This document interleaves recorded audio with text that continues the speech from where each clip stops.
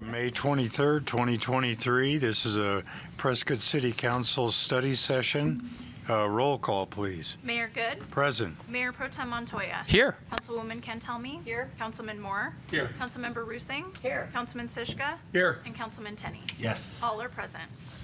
Very good. Our discussion today will be a presentation and regarding the historic preservation in Prescott, including history, processes, preservation commission, and opportunities.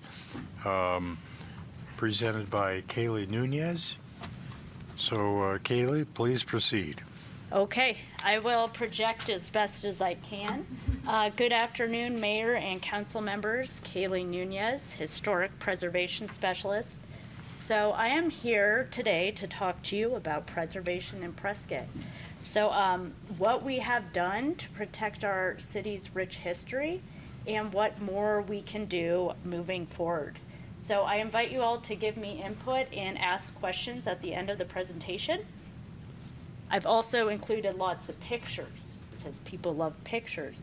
So the photo on the left was the original courthouse around the turn of the century. It was demolished in 1917. The new one was built around then. And on the right is, of course, the current courthouse. These are both from a postcard collection from one of our commissioners. So here we have Howie's Hall, which is at the site of the old City Hall. So the following few slides are examples of where preservation would have served Prescott well, kind of precursor to the protections we have today. So Howie's Hall was built in 1876. It was demolished in 1959. Those were photos of the demo. Here's a before and after. The original Prescott High School on East Gurley. That was demoed in 1914. The county complex was built in the 1970s. The A.J. Head Hotel on North Cortez. Again, a series of renovations were done on this, and they have significantly detracted from its historical character. The Ballantine Building at the corner of Montezuma and Gurley. As you can see, again, a lot of exterior changes, including on the west end. They removed some balconies and columns. And last but not least, the Bashford House, which was originally located on East Gurley, was going to be demolished in the 1970s for the Jack in the Box. But due to community fundraising, they were able to relocate it to Charlotte Hall grounds, where it remains today. So here's a timeline of the evolution of preservation in Prescott. So the Bashford House is kind of the catalyst for the preservation movement in Prescott. So the first Townscape Conservation Zoning District was formed in 1976, as well as the commission, which is now the Prescott Preservation Commission. And then we became a certified local government in 1980, and I will discuss more about what being a CLG is in a few minutes. And then 1990 is when the city hired a historic preservation specialist. I am the third in the position since it began, so I'm very honored to have it, especially as a Prescott native. Kaylee, Yes? do you use your mean mommy voice? It's not loud enough? No. Okay. Pretend like you're mad. I have a small voice. Okay. So Prescott has 13 national districts and 13 local districts. So the national districts are administered by the State Historic Preservation Office. The local are designated by local ordinance, and they fall under jurisdiction of the Preservation Commission. So, and PPC is the acronym for Preservation Commission. I'll be throwing around some acronyms, but not without letting you know what they mean first. So we have greater jurisdiction in local districts, yet we do permit reviews on properties in both local and national districts. So Here's a map of our 13 local historic districts. And you'll see most are clustered around the downtown area, but we do have a few to the west of the city. Historic homes at Hassayampa, Pinecrest, and Fort Necessity, which is an archaeological site. Here is a closer up of the districts around the downtown. And then here's a map of our National Register districts. So Prescott has a historic preservation master plan. That is the commissionized primary template for reviewing projects in historic districts. So it has 18 chapters and appendices. We are currently in the midst of an update because it has not been updated since the original version in 1998. So we plan on adding 2 districts as well as an archaeology section.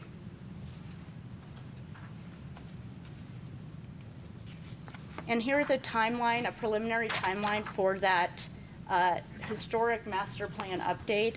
So we're going to do a lot of the public outreach in conjunction with the general plan.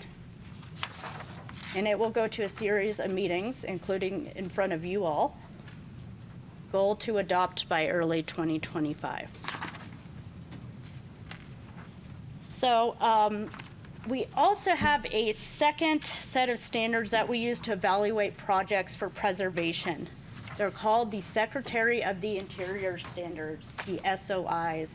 So we use these to supplement the master plan. They are well outlined and comprehensive. There are 4 main sections: preservation, rehabilitation, restoration, and reconstruction. We mainly deal with preservation and rehabilitation projects here in Prescott, but we have standards that we can apply to all 4 areas should we need to. And those are just examples of a rehabilitation and a reconstruction out of the SOI manual. So this is a comparison of the local guidelines versus the SOI standards again. So again, the SOI standards are general and flexible enough to be used across a wide variety of situations. Local guidelines, the most important thing to know about local guidelines is that they are part of a quasi-judicial process through the Preservation Commission, and Commission's decision is binding. And that is the U.S. Post Office, which is an excellent example of preservation using both sets of standards. Okay, so financial incentives and support for historic properties. So I would like to put more emphasis on financial incentives and supports moving forward in order to encourage preservation, particularly in the commercial sector. So all the programs listed here are applied through via the State Historic Preservation Office, which we call SHPO. We have dedicated contacts there to help us with this. I actually had them up last month. Connie joined us, and it was really nice to host them here, pick their brain, see what opportunities we have, as well as get some input on some upcoming high-profile projects. So here are listed the breakdown of the incentives to residential and commercial. So we have tax credit programs. We have preservation easements that you can utilize on commercial properties, and it can make the owner eligible for tax benefits. And then we have grants, a series of grants we can apply for. The one thing about grants is that they have to be for projects that are open to or will benefit the public. And then one last thing on this, Arizona does not have a state historic property tax program. It would be great if we could. It could boost the benefit to historic property owners of commercial properties. And there is legislation in place to lobby for that. It's just kind of slow going from what I understand. So maybe we can add our voice to that in the future. And then certified local government. We are certified through the state. We became a CLG in 1986. It comes with certain responsibilities, but it comes with even greater advantages. So I'm not going to read that whole slide to you, but I really wanted to just highlight the advantages. Particularly, we gain better access to federal funding for preservation projects and greater access to expertise and assistance through the state. Preservation Commission. Okay, so Preservation Commission's role is to be stewards of historic properties, to allow them to transition into the future while doing the best to preserve their unique historic character. So we have 7 members. 3 of them are here today. We have Marianne Settles, Mike King, and Diane Travis. Thank you for coming. We have several tools at hand that we can utilize, and I listed them there. And we especially plan on tapping into the state and into public input for high-profile projects coming down the pipeline. And last but not least, the wheels are in motion to create a mini preservation district at the rodeo. So what you see here would be the district boundary. It would encompass 2 1930s era, they were Civilian Works Administration buildings, and a shrine. So the paperwork for it has already been submitted to the state. It was done so in 2009 by Nancy Burgess. And the state approved it. It just never got carried forward to the national, the NPS for final determination. So what happened is Becky Ruffner approached me about this about 2 months ago and asked if we could get these on the register, and I found out a significant amount of work had been done. So I met with the foundation, Frontier Days Inc., and SHPO, and all are largely in favor of it. I will be bringing this project to another council meeting in the future in hopes to get your support. Jeez, I wonder why. So, and that is a wrap. I am open to any questions. Trying to keep you in the dark, Mayor. Doing a pretty good job. Yes. Councilwoman Cantelmi. I'm so sorry that these are not working today, because one of the things I wanted to point out when Kaylee and I got together and brought up the people from the Valley, the amount of tax dollars that we've left on the table over the years. We're making some movement right now. It was sponsored by Karen Fan several years ago. Kaylee, do you remember the year? I think it was 1991 possibly. I've reached out to try to get that process started again and figure out what we can do for our city, since in the state of Arizona, we have very little history, and this is a very important part of it. It actually predates a lot of what's down in Phoenix because we were the territorial capital.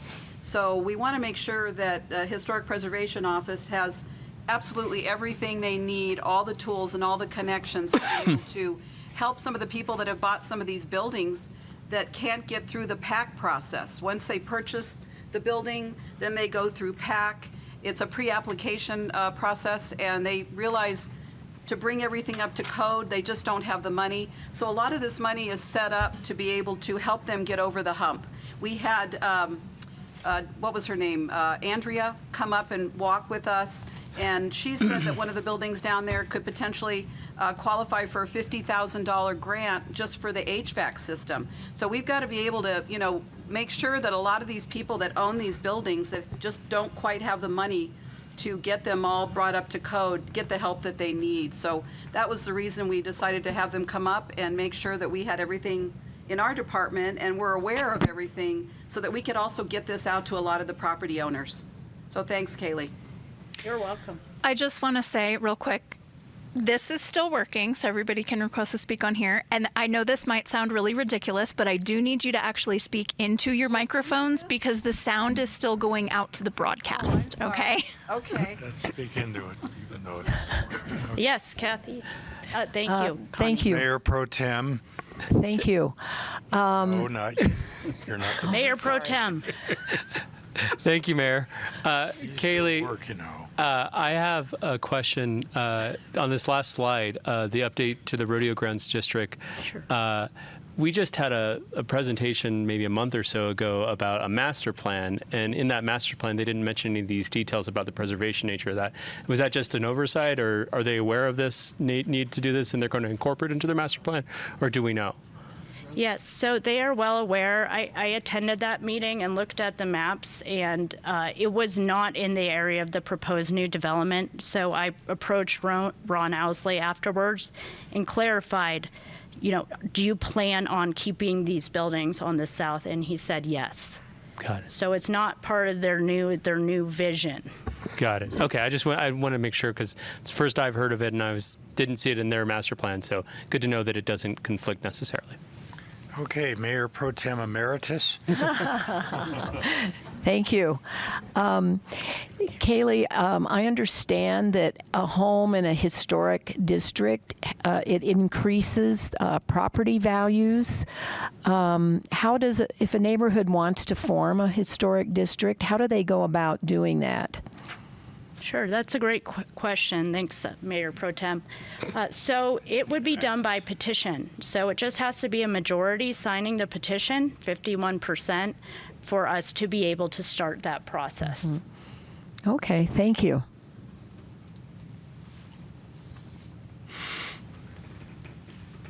Any other questions or concerns? I just wanted to point Speak out into one your more microphone. I wanted to point out one more thing. Kaylee, you might have the answer to this. Some of the committee might. I believe that SHPO changed. It used to be 99 years to qualify as a historic district. Didn't they lower that down to 65? Does anybody know? No, I don't know if there's a qualifier on the district overall, like the mean age of homes. I know it's 50 years for a structure 50. now. Okay. So maybe for the entire district it's greater. That's certainly something I can look into. Yeah, that's exactly what I was talking about. So it was down to 50. It was 99, so it's down to 50. So that qualifies a lot more homes, especially in our area. Yes. Thank you. Do we have any public comment? We do not, Mayor. Well, maybe we can have a representative from the Historic Preservation Commission come up and talk about some of the challenges and issues that have been considered over the last year plus. Mayor and Council, Marianne Suttles. I serve on the Prescott Frontier Days Foundation. And Kylie came in and presented this particular piece to us, which we have 9 people on this foundation. We were one of the pieces. After the foundation sees it, Inc., which is a rodeo foundation board, would be next, and then dealing what we have with the city. That rodeo ground has got such historic value in it. If there's any way possible, we could get this on a fast track to get this registered and done. I think it would be a plus for the city and a plus for everyone with the rodeo. We're working on a Archives Hall of Fame building that is part of this, which is the dock party. The fish pond, I don't know if anybody's ever gone to the fish pond. They took Kylie on a tour of that. But that is part, they did that when they did the arena. And so some of that stuff out there just sort of gets waylaid.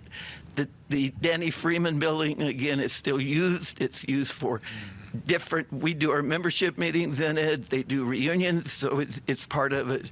But this piece would be great if we could move that on. speaking solely from the foundation. Thank you. Thanks, Marianne. Yeah, maybe Mike, you've been on the Historic Preservation Commission for many years. Maybe give us a little historical perspective of your experience. Mr. Mayor, fellow council members, my name is Michael King. I'm a 27-year, working on 28-year resident of this community. I met Robert Groom right after he designed our community, laid out our community. He's quite a character. He was from Kentucky. He was a miner. He laid this town out with simple tools, frying pans, solar kinds of things. And I'm also a storyteller. 1864. The 1864, yeah. So you can do the math. How old are you, Mike? Well, I do fit the 50-year criteria. Historic. I won't give you my age because you'd say it was senile. But nonetheless, I am the grandfather, so to speak, the oldest member of that commission. I have a lot of interest in our local history. I did not seek that position, but I was given that position. I was designated to do that. I was interested in some other things, but I served this city council for the last 20-some years in different capacities. We've evolved from some residential properties, a little bit of history, residential properties in our community that people would like to upgrade and maybe change their use. I recall early on there was families who from the valley bought a small little box and wanted to make it twice as big. We went from a little dinghy to a aircraft carrier. Those things were out of context. It did not fit some of our guidelines. The guidelines, by the way, we follow the guidelines and the instructions. We don't just make this stuff up as much as you might think we do. Nonetheless, we had residential kinds of properties to be modified, and then we had some of the VRBOs that came into town. Update those so they could be income properties. We had people with fences in the Hassayampa Historical District where the golf courses are to kind of bring some privacy to their residential areas, and fences and decks and gardens and those kinds of things. We still have those. They come before us once every 2 months or so. Mount Vernon Street, Pleasant Street, some of the downtown as well, signage. Some of our biggest workload is in signing on the downtown historical district, that it maintains the integrity of the downtown area as far as signing and the things that are historical that way. We'll be challenged, of course, in the near future with this new City Hall, the old City Hall location, and as well as the potential for a revisiting on the hotel proposal on Whiskey Row. And so that's a little bit more than the single residence and the fence in the garden, okay? People have a lot of emotion about this. What is our town? What is the character of our town? What is the culture of our town? What are the attributes that make it what it is today? In my tours, I tell you that Laura Bush made this a destination of distinction. The representative of the White House came here when Merle Simmons was mayor and just praised our community for what it was and what it is and how we protect our values. Similarly, the SHPO, the State Historic as well as the National Historic, recognizes our culture, our community, and how we try to maintain the culture, character, and Western theme. True West Magazine called us a few years ago the best Western town in the U.S. We have a local person, Stuart Rosebrook, who's part of that. So we have character, culture, we are following the Preservation Commission. Our job is preserving the significance and the special qualities of our area. We'll be faced with some challenges in the future, but that is how small town America deals with progress and what we want to be and what the qualities of life that we have. So any questions for me? Otherwise, I've given my pontification. You're welcome to join my tours anytime. When do you do your tours? Pardon me? When do you do your tours? They start, we have one, today's Tuesday. We have one for 40 people. On Thursday, it's a special tour, but Fridays, Saturdays, they started 1st of May. They go till the end of October. We have 4 or 5 volunteers that do that. So, thank you, Mr. Mayor, Thank for you, the Mike. opportunity to talk about at least my perspective on the history and the things that are coming before us. Thank you. And give our regards to the Groom family. The mayor said, give our regards to the Robert Groom family, personal friends and family. Well, I think it's anybody who's ever had the chance to attend a Historic Preservation Commission meeting will understand that at the very beginning, there's always a presentation on the historical aspects of whatever is being considered.